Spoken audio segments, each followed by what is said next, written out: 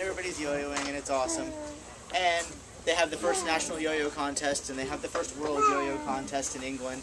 And it's cool. Yo-yo players are jet setters. We're all millionaires. And over time, that's true. Yo-yo players are all millionaires.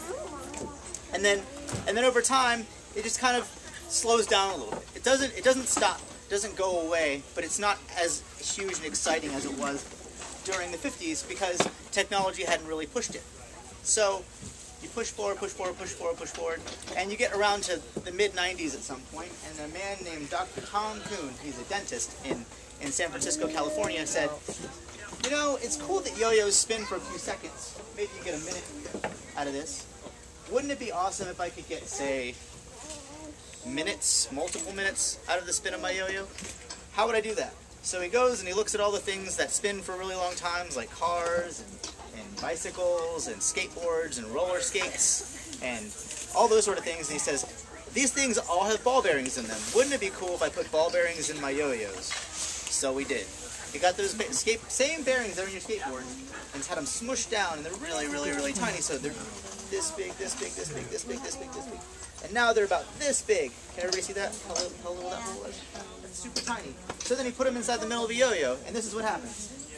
You can throw your yo-yo, you can let it sleep, and you can let it spin, you can just talk and talk and talk and talk and talk, and you can just have the biggest mouth ever, and your yo-yo is just not going to stop spinning because you have a ball bearing in it. And you say, wow, Tom Kuhn is really, really cool because he made this happen for me, and then you just don't have to stop talking, and then your yo-yo keeps spinning, and then you start boring people because you're talking so much, and the yo-yo is still spinning, and then you chug it back, and people are like, wow, that was a really long time. And you can keep that going for a really, really, really long time. I could talk for 7 minutes and do that, but you don't want that. You don't want that. Yeah, you don't want that. It's super boring. So you can bore people with how long you spin your yo-yos. And at this point, people measure yo-yo spins in tens of minutes. There are people in this world who just have super hulking, massive arms who will throw a yo-yo, and then they'll wait, and then 20 minutes it'll stop spinning. That's pretty crazy, right? Is it not crazy? Yeah. Does anybody else think that? It's nuts. Yeah, it's nuts, right? Like, I mean, that's a pretty good amount of spin, but it's not going to spin for 20 minutes. There are people out there who will make their yo-yo spin for 20 whole minutes.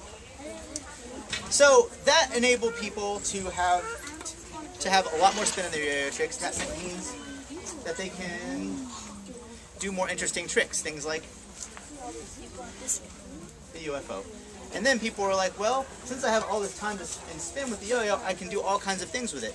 So a lot of guys got together and started, and girls, not just the guys, but guys, general, got together and said, wouldn't it be cool if we really start taking advantage of the long spin on the yo-yo?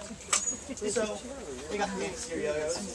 Some of them were made out of metal. And they started doing things like this. They would throw the yo-yo down, and they would take the yo-yo and they would intersect the string with the yo-yo, maybe 2 times, maybe 3 times. And they would do things like double or nothing. They would make stars with their yo-yos.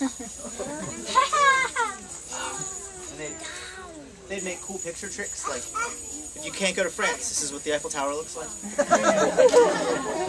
If you can't go to Jamaica, this is what the flag looks like. If you can't go to Ireland and find yourself a 3-leaf clover, I've got one for you. If you don't have a time machine and you can't go to outer space, I can show you Darth Vader.